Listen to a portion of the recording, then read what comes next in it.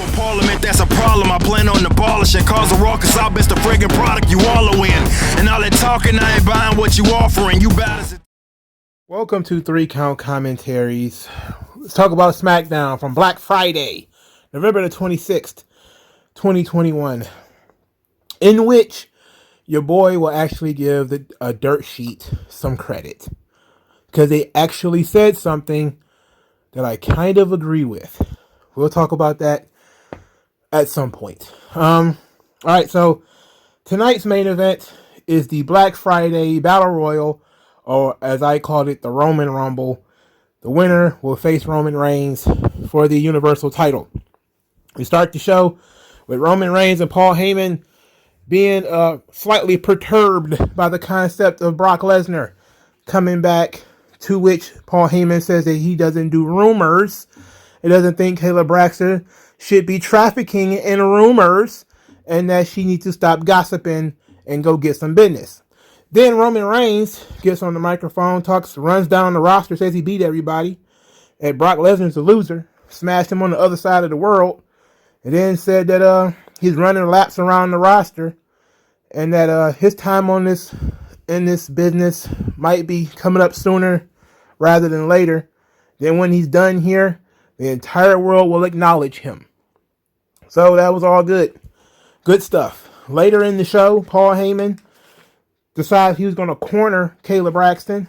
Asked Kayla Braxton, what did she know about this Brock Lesnar suspension being uplifted thing? To which she really didn't know. And then he said, well, look, you need to go find out, confirm, or you're gone. And then he backed up a little bit and said, well, I'm just going to suggest that you get fired. And then Kayla Braxton has some heat under her thighs, so she starts getting the move on. She went and found Adam Pearce, asked Adam Pearce, for starters, she asked him, hey, what is the list of these people that's going to be in this battle royal? To which Adam Pearce was like, I don't know. I ain't figured that part out yet. I know the show has already begun, and it would be nice to know what was going on before the show started, but we haven't, we 30 minutes in, I don't know. Some guys, there's a lot of guys running around here in trunks. We'll grab like 20 of them and throw them in the ring at some point. Then she said, oh, hey, what about Brock Lesnar? You got any news on that? To which Adam Pearce gets real grumpy, starts talking about Brock Lesnar and all the horrible things he's done, the medical bills he had to pay, the property damage, the damage to security, the emotional damage Brock Lesnar has done to human beings. He got real mad and said he's not heard any changes to the Brock Lesnar suspension. But Brock Lesnar's a menace. And I got the feeling Brock Lesnar is not wanted on SmackDown.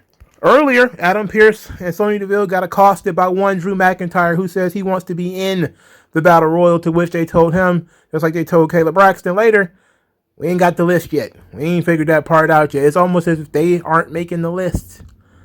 They sometimes come across as being too goober. Sometimes they come across like they're the boss. That they're the ultimate, the end all, be all. And then other parts, they're the middleman. We haven't gotten the list yet. It's like, are you compiling the list? Are you receiving the list via fax or email or something like that? How does this work? Of which, later in the show, Sonya Deville called herself the boss. And I was just kind of like, how are you the boss? And you haven't properly, it's two of y'all. And y'all couldn't come together and put 15 to 20 people in the match so that everyone knows. Of course, none of this makes any sense. It's all just to build the drama, right? They build the drama because now they're just going to release the names and put them up on the wall of the office. Or a list of names on the wall of the office. So you have to come to the you got to come to the office to see if you're invited to the Battle Royal. Well, technically it's called an invitational, so it makes sense. Oh, Sheamus and Drew McIntyre, they come face to face, and Drew McIntyre very confidently tells Sheamus, I see you out there, mate. And then Sheamus is like, oi, look at me, little hat. You're not on the list, pal. And then, of course, Drew McIntyre looks, and Drew McIntyre ain't on the list. Drew McIntyre missed the cut. He was forgotten. It was an oversight. He wasn't on the list.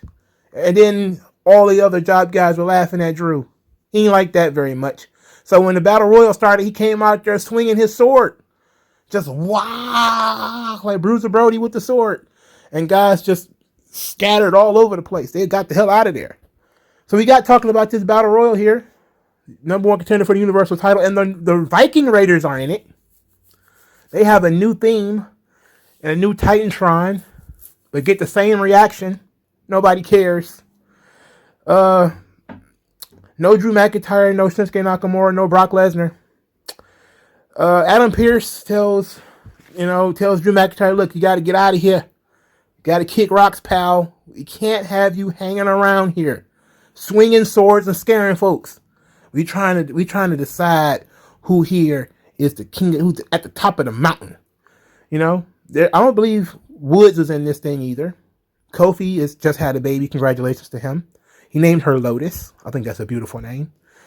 So no real legit contenders in there other than Jeff and maybe Cesaro, who already got beat. No, certainly nobody who hasn't eaten a pin within the last month already. Almost everybody in this match has gotten pinned at some point recently, except maybe Sheamus, who haven't been on TV. The final four: Happy Corbin, Sheamus, Ricochet, and Jeff Hardy. Not bad. Happy Corbin always got his ugly mug stuck in this thing somewhere, getting on everybody's nerves and wasting everybody's time. So we get to the end, and we all think Jeff Hardy has won. Non-face painted Jeff Hardy, by the way. It's almost as if he was thrown in there last minute. But Jeff Hardy almost won in his hometown. Yay, Jeff! Wait a minute, Sami Zayn wasn't eliminated. Sami Zayn throws Jeff Hardy out. Sami Zayn wins the match, and then it's immediately, as he's in the middle of celebrating, Caleb Braxton enters the ring with a microphone and says, "Oh, I've got word. Brock Lesnar will be back on Smackdown next week. Sucks to be you, Sami Zayn." So that's it. That was the entire Universal title situation on SmackDown. And I was sitting here, look. One thing that I noticed that I think a lot of people kind of get a little weirded out with is how the dirt sheets will pump up somebody until something good happens to them, and then they think that it should have went to someone else. Sami Zayn, somebody that everybody likes. Every time I turn to one of these dirt sheets, they love Sami Zayn. Sami Zayn wins, and then everybody was kind of like, oh, it literally should have been Jeff Hardy. It should have been anyone. And the only reason they say Jeff Hardy is because they was in North Carolina. Everybody's supposed to win in their hometown, according to the dirt sheets. This is not what I agree with the dirt sheets about. I don't like the finish because it was a cliche finish. WWE does some of the most cliche finishes in all of wrestling. Almost all of their triple threat matches end with, I hit my finish, then here comes somebody, grab me, throw me outside the ring, and steal my pin. Every triple threat match ends that way. It's awful. With the exception of Roman Reigns stacking Daniel Bryan and Edge. Every other triple threat match essentially ends that way. Somebody steals somebody else's pinfall. And now they've gotten in the habit of all these battle royals end with a false finish. Some weaselly heel slides outside the ring or somehow gets disposed outside the ring. And then the babyface wins. Yay, I won. And then the heel, boop, knocks him over the top rope and wins the match instead. Only because it's so cliche. That was my problem. I don't have a problem with Sami Zayn winning. Sami Zayn versus Roman Reigns is a completely fresh match. Sami Zayn has got no chance of winning. But likely nobody in that match had a chance of winning. You can look at the field. I didn't even write down all the people who were in the match. Just the final four. None of those people had any chance of beating Roman Reigns. So, it is what it is. I also have a problem with them announcing Brock Lesnar is going to be there during Sami Zayn's celebration. Because the conspiracy, I get it. That's part of the conspiracy. Sami Zayn wins, now all of a sudden Brock's coming back. So they're probably going to make Sami Zayn defend his number one contendership against Brock Lesnar, which could be interesting, or they're just going to do the match and have Sami Zayn lose. I don't like the concept of not letting Sami Zayn get his spotlight. If you're going to put him over, give him the spotlight. And this is where people don't get basic things. They think, wins and losses, these kind of things matter. It's like they do until they do shit like this. Now nobody cares that Sami Zayn won. Sami Zayn could have gotten thrown out first. Sami Zayn could have been the last man standing. He could have thrown out all the other competitors at the same time. It wouldn't have mattered if they stepped on what he did by bringing out someone else. And they announced Brock Lesnar right at the end. Stepped completely on Sami Zayn's moment. And WWE has a habit of doing that. Again, they did it with Asuka. She won the Royal Rumble. All of a sudden, here come Ronda Rousey marching out there in very fake fashion. Very weird decision making. Very weird, especially when you could have done it literally via the commentators. Literally at any point during the match, you could have done that. I understand the decision of not putting Jeff over. It's going to be likely a Smackdown main event. You don't want to have Jeff Hardy versus Roman Reigns at a Smackdown main event. You want to do that one pay-per-view. Jeff is popular enough, got a strong enough name that you really want to make that a pay-per-view match. Before we move on, I do want to discuss the concept of Ricochet, who has been booked more strongly on SmackDown just these last 2 or 3 weeks than he did the entire time he was on Raw. He was in the final 4 of this match and actually looked pretty good. So that was nice. That was nice. And, our boy Sheamus, he did okay too. Now, I'm not thrilled about the concept of Brock Lesnar versus Roman Reigns again. To be quite honest, I think that they've had far too many matches. I don't know how much more juice is in that orange, if we want to be honest. They had at least 4 or 5 matches when Roman was wearing the chest protector. They had 2 WrestleMania main events when Roman was wearing the chest protector. And they've had, triple threat matches against each other and fatal 4-ways against each other, right? How many matches have Brock Lesnar and Roman Reigns had already? I get that the idea is that Brock is the guy, the one guy that Roman Reigns is going to have a hard time beating because he has always been the impenetrable wall. And now we're flipping we're doing the mirror. How Roman kept getting beat back by Brock when Brock was the unbeatable, unstoppable champion. Now Roman is the unbeatable, unstoppable champion, and he's going to have to continuously beat back Brock Lesnar. Okay, but not really. Not really, because we spent so much time of these guys fighting before. At some point, we have to invest in somebody else being the guy to beat Roman Reigns. Even if Brock Lesnar is going to be... I don't even think Brock Lesnar should beat Roman Reigns at this point. As much as I love me some Brock Lesnar, and I truly do. The Vanilla Viking is my dude. But fuck, can we build towards the future? There got to be somebody on this roster other than Rex Steiner or Brian Breaker or whatever we're calling them. Got to be somebody else. At least one other guy. And this, and we're inching more towards where I wanted to give the dirt sheet some credit. But we will continue, and we will get there momentarily.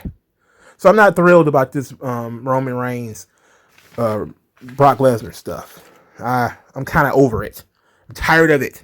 Besides, I think that it really kind of belittles the rest of the roster if we just are led to believe only one person can possibly stop Roman Reigns, and it's somebody who's not going to show up every week. They're obviously probably going to be Drew McIntyre. If at the end of all of this, that's what it's going to be. It's going to be Drew McIntyre. It's going to be the guy to beat Roman, which I have said that it will be. I believe that we need to do something else to make Drew interesting and to make Drew fresh. But Drew running around with his sword, swinging it at people, coming across as a deranged, obsessed guy, obsessed with the title again, doesn't really do him any favors. Again, people are still kind of got that child of destiny sort of response to Drew McIntyre, where it's kind of like, yeah, you're not really our guy, you're the office's guy. You got to change that perception. You got to get people to believe. It's almost like like the master manipulators of the past, they would say, get people to believe that your idea is their idea. That's how you get people to do something they don't want to do. You trick them into thinking it was their idea the whole time. And WWE is masters of that. Because people still believe, like, we're the ones who put Daniel Bryan over. Like, oh, really? You did? That's what happened, isn't it? Sure it happened. Wink, wink, nudge, nudge. Sure. You're the reason Daniel Bryan was so successful. It was the yes movement. Absolutely. It wasn't that Vince McMahon put him in the ring to go yes, yes, yes every week. And then you went yes, yes, yes because he was going yes, yes, yes. And then they did the whole fill in the ring with everybody going yes, yes, yes. It wasn't all of that. It was you. It was you from the dirt sheets, tippity typing on your websites saying that, oh, they need to push Daniel Bryan, man. It's all of us. No. Because they could do Daniel Bryan like they did fucking Zack Ryder and throw him into the negative zone, and all your chanting means nothing. The only reason anybody ever got anything is because the company tricked you into wanting something. And sometimes they do that by throwing guys into the negative zone and then making you pay for t-shirts and all that other shit. They did it with Rusev. They did it with Zack Ryder. They had no interest in pushing those guys. But they teased you enough with it to get you to buy some t-shirts. So they have to do something similar with Drew McIntyre. Right now, people like Roman too much. They don't really like Drew McIntyre too much. Something needs to change on the Drew McIntyre front, but the Drew McIntyre problem is the overall problem with WWE right now. We'll talk about that again. That's my third hint. I'm probably going to do a couple of more before we actually get into it. Again, not thrilled about this Brock Lesnar Roman Reigns thing. All right, let's go back to the front of the show. Jeff Hardy and Drew McIntyre, since I was talking about him, defeat Madcap Moss and Happy Corbin in a match I couldn't have cared less about. But Jeff Hardy looked good, of course.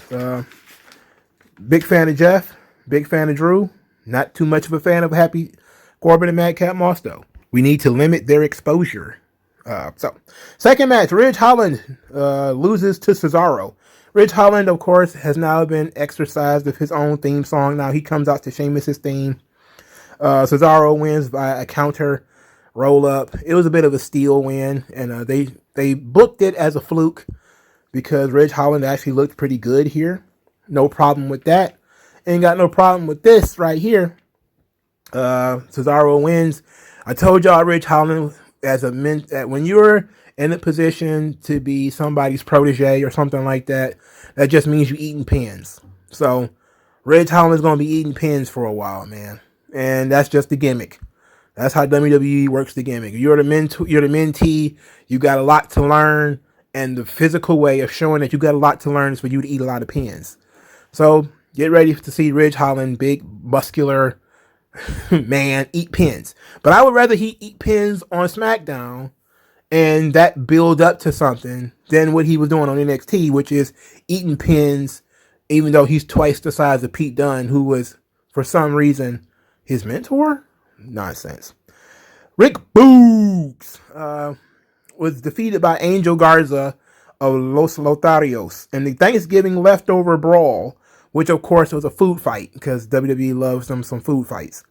Interesting part of this match, Shinsuke Nakamura kicked Humberto Carrillo, who was playing the electric guitar. Apparently, he knows how to play an electric guitar because he was shredding, standing on a table, a full spread on the table, and Humberto decides to stand on it.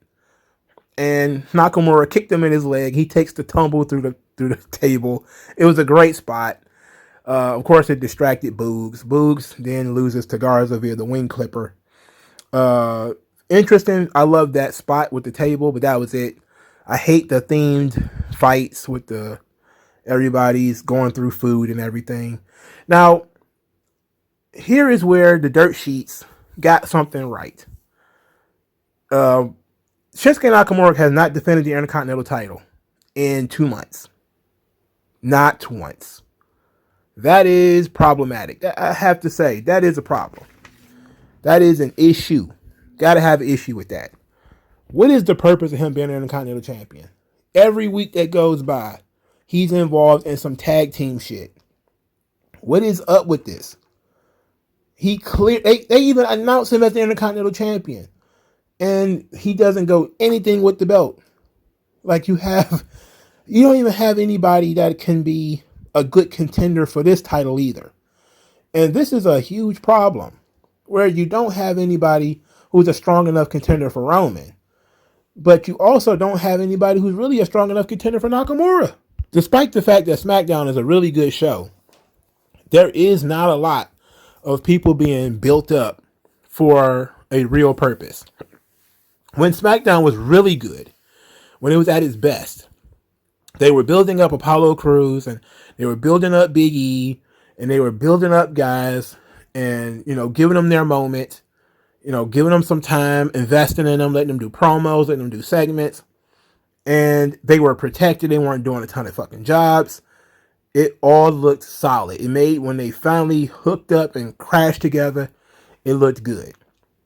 Now they haven't separated the wheat from the chaff yet. And to me, it seems like, okay, what are we doing? In my personal opinion, this would have been a good spot for Nakamura to defend against Drew McIntyre and drop the belt. Have Drew McIntyre restart his career on SmackDown, being the Intercontinental Champion, and then since that's the title that Sheamus needs to become a grand champion, he even mentioned it on commentary during his match, during Ridge Holland's match, he needs the Intercontinental title to become a Grand Slam champion.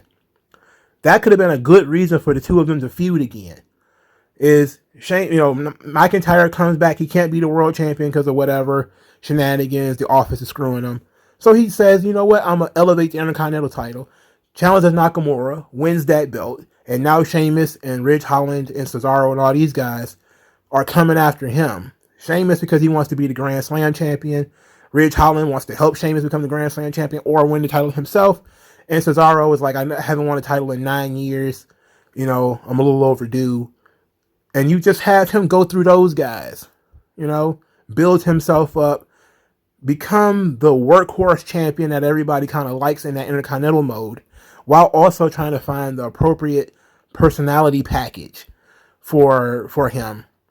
And then when Roman is ready to drop the belt, Drew McIntyre is right there. As opposed to him just floating around doing silly stuff.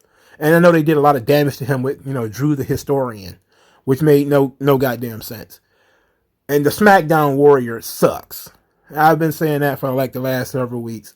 SmackDown Warrior is absolutely trash. What happened to being Scottish? He stopped being Scottish when he got moved to SmackDown? Did Scotland move to SmackDown? Did SmackDown join the EU? What is the purpose of them dropping Scottish Warrior to go with SmackDown Warrior? That was stupid. In any event, so let's move on. Let's just move on. Charlotte Flair. Charlotte Flair is out there with Michael Cole. Said she ain't disappointed about losing to Becky. Becky's success is thanks to her. In reality, she's still the most dominant woman in WWE. Toni Storm comes out there in all her thickness. Jesus. In leather. Baby. Anyway, Toni Storm comes in the ring, says that she was right. Charlotte is obsessed with Becky Lynch, and her obsessions made her vulnerable, and now she's losing. So now Toni is going to be the one who Charlotte wants to take out her frustrations on, and she's ready for it. Come get it. Charlotte then proceeds to bury Toni Storm by saying, you know what? I forgot you even existed. And then proceeded to throw pies in her face after Toni Storm threw her outside of the ring. So he threw one pie in her face. I can dig that. Maybe it was a surprise. But then a second one, boop, right in the face. And Toni Storm just pouted. And Charlotte laughed at her and strolled off. And I was just sitting there like, okay, at what point does the babyface fire up and say, you've embarrassed me. Now I'm going to beat your ass. That was that point. It got to the point where Toni Storm should have acted out and wigged out and maybe peppered Charlotte with everything that was on the plate and covered her in turkey and everything. But they didn't do that. They didn't do that at all. They just let Toni stand there and pout. It wasn't good. Not good enough for a babyface, man. Yeah, babyfaces are real weak these days. Now, I like to go back in the past to inform people of, the kind of stuff that happens in currently. There have been really strong baby faces who doesn't always respond, and it's not just, in recent years when you have like, Darby Allin and stuff, but, the Junkyard Dog, Junkyard Dog, when he got tarred and feathered by, Butch Reed, he didn't wig out and chase him down. In fact, he might have even did the opposite. He was like, it's all right, man. It's all right, man. I'm going to catch up with him eventually. But that was a completely different scenario. This is that scenario. He was jumped from behind, stomped, and then covered in tar, and, a pillow full of feathers was dumped on him. He was on the ground, and when he got up, Butch Reed was gone. In this situation, Charlotte was standing literally within arm's reach of Toni Storm. Unless she's a Tyrannosaurus Rex, she can reach and grab Charlotte. And Charlotte just kind of walked away, laughing, and left everybody to laugh at Toni. Like, look at her, look how silly she is. She's covered in icing. And I was just sitting there listening to myself, watching this nonsense, saying to myself, man, they really aren't doing a good job with, now, sure, she's involved with Charlotte, and Charlotte's, going to always look really good, or she's going to no-sell it, which she did to Becky. She just kind of didn't care about Becky. So now she's dealing with somebody who's lower on the totem pole, so she gets to be a little bit more of a bully. It fits her character, so I'm not really upset about that part. Just wish they'd have put more thought into this and said, hey, if nothing else, she chased Charlotte off the scene. If nothing else, that should have been it. Maybe, Charlotte doesn't want to get hit or whatever, because she's trying to get her heat back from losing to Becky, which, of course, that's what this was about. But you don't completely neuter your heel, and your babyface, rather, in order to do that. And if that's the case, she hit her with the pie once, and then she's shocked. And she turns around like, what the fuck did you, boom, hit me again, what? And now I'm going to beat your ass. So then she starts chasing, and Charlotte starts to run away. Maybe she kicks her shoes off, and she runs around the ring and hops into the crowd or whatever. And Toni yells at her, I'm going to get you eventually. I'm going to catch up to you. She still gets her heat back, and Toni doesn't look like a fucking goof. But here, Toni looks like a fucking Mark, standing there covered in pie. Why would you do that? I mean, it's the scenes, though. I almost put Brazzlers on that damn... It was like something out of Pornhub. But, got to get my mind out the gutter. We got to move on. We got stuff to do, man. We got stuff to do. Got to move on. Sasha Banks decides to corner Sonya Deville backstage earlier in the night. I don't know how early in the night. He just said earlier. Sasha Banks proclaimed herself sabotaged because she was the captain of Team Smackdown and didn't get to pick her own partners. Said if Naomi was on her team, she would have won. Sonya Deville was like, no, you were the captain. It was all on you. It was all on you. You lost. But said, since you like Naomi so much, how about you tag with her tonight? And Sasha Banks said, what is your problem with Naomi anyway? She said it, and she's really bad at acting. I'm almost certain that when she was hired to do The Mandalorian, she didn't perform her lines the way she performs them as Sasha Banks, because the last 2 or 3 years, Sasha Banks has been awful at promos. She over-enunciates. She fakes laughs. She just sounds like somebody who's doing a script. Or she doesn't care about the fucking script. And like, why do you like her anyway? Like, what the fuck is going on here? And she says that, do you like that she has more followers than you? That she's more athletic than you? That you've been downgraded to being a suit? And some people like, downgraded? Like, I'm the boss. What do you mean? And then Sonya Deville did the most evil thing she could possibly do to another human being. She put her in a match against Natalya. What? Well, that's a hell of a punishment. That's a good 10 minutes of hell right there, man. Hell is wrestling Natalya. Natalya and Shayna Baszler. I told you they was going to do it, didn't I?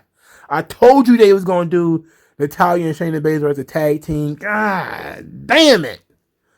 I knew they was going to do that shit, man. Natalya and Shayna Baszler lose to Naomi and Sasha Banks. They did an extended heat spot with Naomi where they wouldn't let her tag out. Anyway, Naomi wins the match after pinning Natalya with a counter roll-up.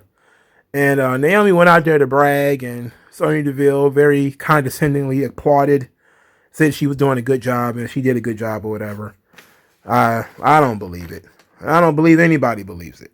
But we're furthering along this Naomi Sonya Deville story. I'm cool with that. So then we get the next chapter of Xia Li, who was protecting her big brother from bullies because her big brother was too soft for this, well, I'm sorry, too good for this violent world. And that she hates vultures and that vultures will suffocate your spirit. She's still coming soon with no date whatsoever. No date of release whatsoever. Is she never coming? Is she never coming? You know, you could at least put coming in 3 weeks, and then the next week coming in 2 weeks. Then next week, you know, nothing. Nothing of the sort. I don't get it. I don't get it, man. Of course, it was beautifully illustrated. Great segment. But it's coming across as not being very good. It's not good when you're coming soon for 2 months. You're coming soon for 2.5 months.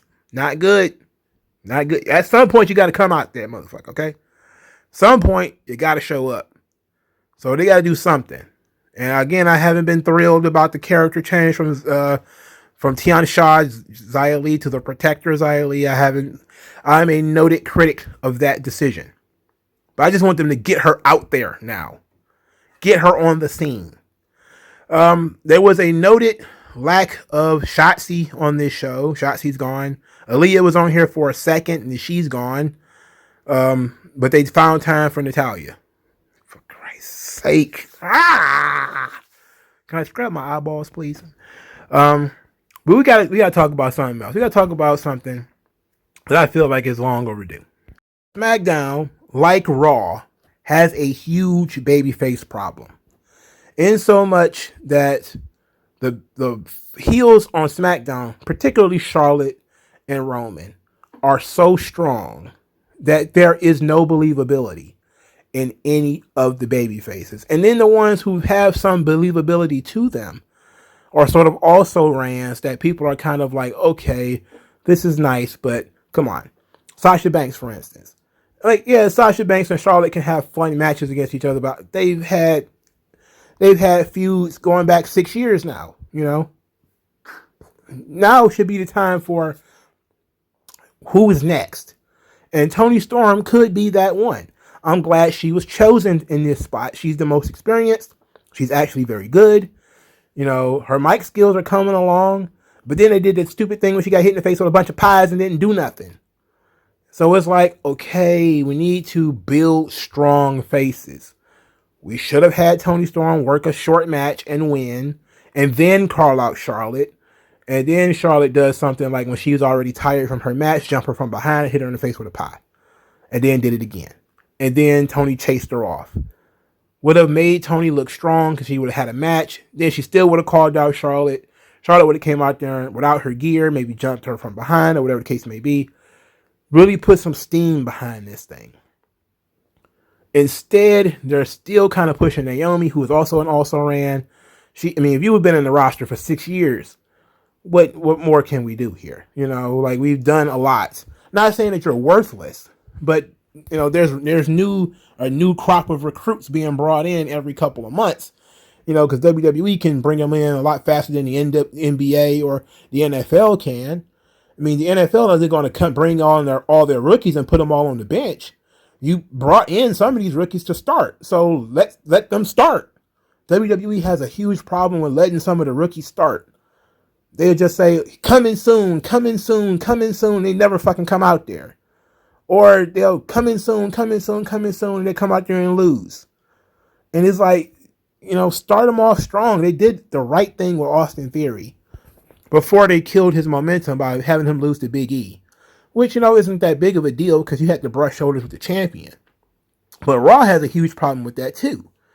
There really is no pure baby faces. There is Big E, but he's a goof too. You know, he still does some goofy things every once in a while. Damien Priest was a cool babyface that everybody was really getting behind. Just like Drew McIntyre was a cool babyface that everybody was getting behind. And then they said, you know what, he's too cool. Let's neuter him. So now, Damien Priest, they changed his music, which everybody liked. He took him off TV, so he's almost never on TV now. He doesn't cut promos anymore. And his promos went from being cool to now he being split personality. And it's like, And then he's not working with any hot heels, so it's kind of like, his programs are weak. All of this stuff is a huge, huge, huge problem. And this is why I say, I think I said this when I was talking about Raw, where there are no stars. Even when you got your Hulk Hogan, let's say Roman Reigns is your Hulk Hogan. All right, cool. Now, who is your Ultimate Warrior? Who is your Randy Savage? Who's your Roddy Piper?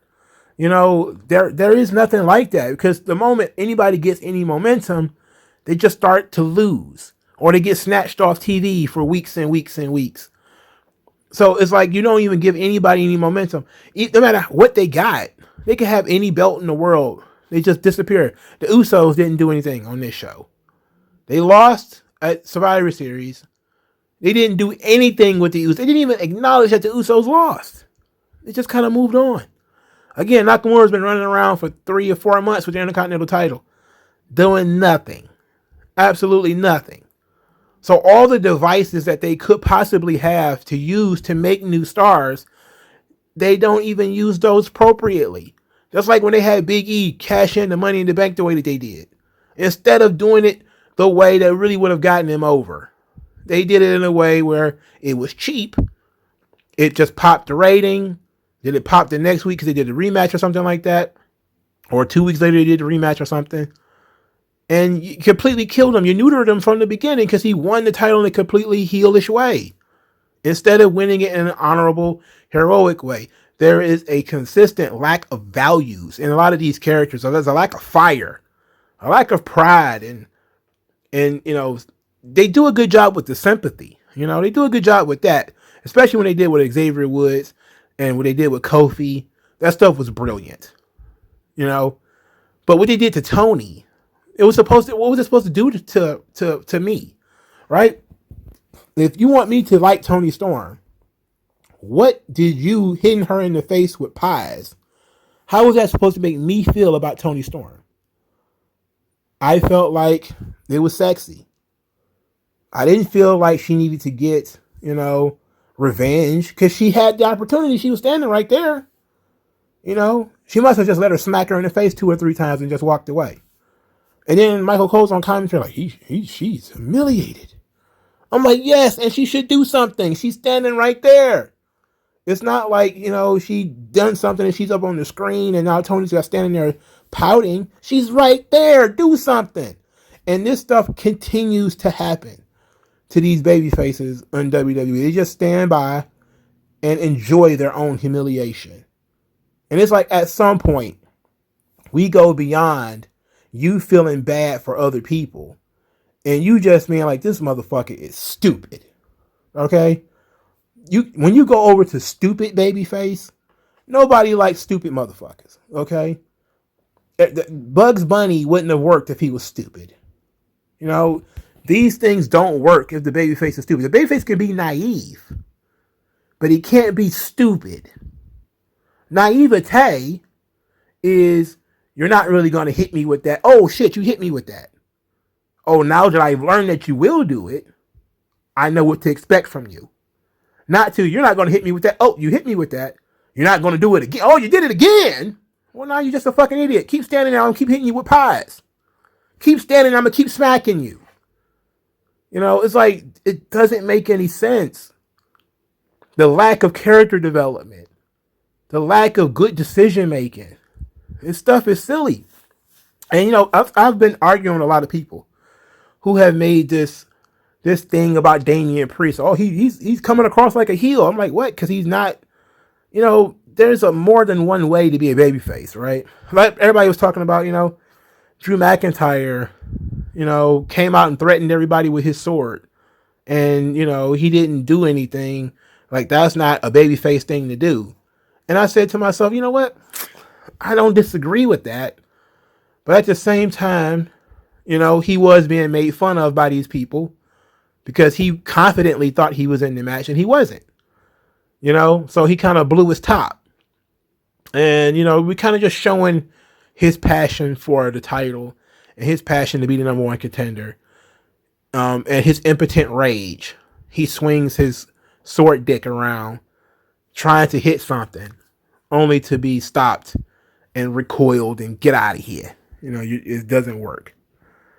So they kind of made him look silly. If he just said, look, I need to be in this match. I don't care what I got to do. I'm in this match. Or, something. If you don't put me in this match, something bad's going to happen. Or whatever the case may be. But of course, a lot of this stuff feels to me the reason why that's not the thing that I agree with the dirt sheets about is because it's hollow. A lot of it is people who sat around and watched Hangman Page cry for 6 months to a year talking about how other people build baby faces. It's like, no, nobody gives a fuck about a guy who sat around moping for a year and a half, all of a sudden find his passion to be a babyface. No. Depression is not a babyface tactic.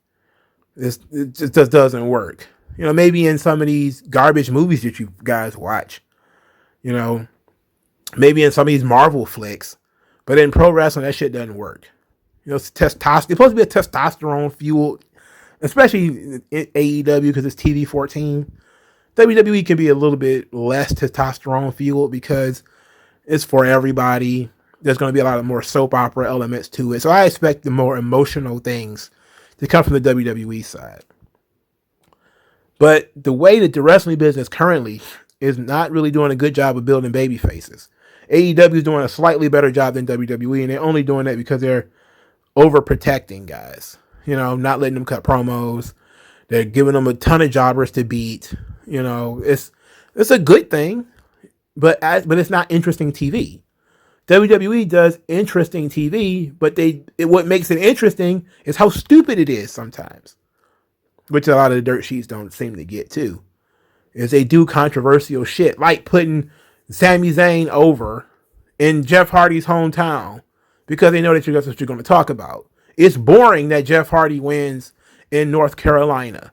It's boring that CM Punk wins in Chicago. What can I talk about CM Punk winning in Chicago? Hey, he won in his hometown, guys. It's like, yeah, that's great. He beat QT Marshall. Yeah, that's awesome. I mean, what more is there how do I expound upon that? I don't. But if you tell me a story of Jeff Hardy losing in his hometown and he lost because he got screwed over, that's a story. That's a hook. That's something the two of them can now deal with in the next couple of weeks. That's also something when we introduce Brock Lesnar that they can deal with in the next couple of weeks. That's the hook. The heat. The dirt sheets they don't understand wrestling. I don't understand where the fuck they come from. It's almost as if people who never watched wrestling in their lives start watching this shit and then having, thinking they're fucking Roger Ebert of wrestling or something like that. It's like, you have to try to understand this stuff is episodic television. You don't supposed to get the catharsis every single fucking week. You build up to the moment. Everybody knows Jeff Hardy's a huge star. There's nothing wrong with Jeff Hardy. Jeff Hardy's going to get here's the thing. Jeff Hardy's going to get the same reaction in fucking Peoria, Illinois as he would have gotten in North Carolina because he's fucking over. So he doesn't need to win in his hometown. It doesn't matter when Jeff Hardy gets the title shot. He's going to be over. So he doesn't need to win in North Carolina. He's fucking over. And that's what WWE wants. They don't want you to only get over in your hometown. And, oh, he's a hometown star. Who gives a fuck? They're a global organization. Get over everywhere. And that's why I kind of understood what they were doing with Hit Row. Like putting them out there in front of these podunk farmer towns and shit. Like, okay, now go out there and get over. Because we know if you put you in front of Baltimore, Detroit, or Philadelphia or something like that, you'll probably get over very easily. But you got to get over in front of the harder audiences. And WWE does not do anybody any favors when it comes to that because they don't book people strongly. It's a huge problem that they got right now. It's a glaring issue, especially on SmackDown when you have such strong characters like Charlotte and Roman Reigns, and there is nobody that's prepared for them. Everybody's either on the cusp of turning heel, or they're kept in the bullpen every fucking week, or they're an also ran that we've seen this guy beat up 100 times already.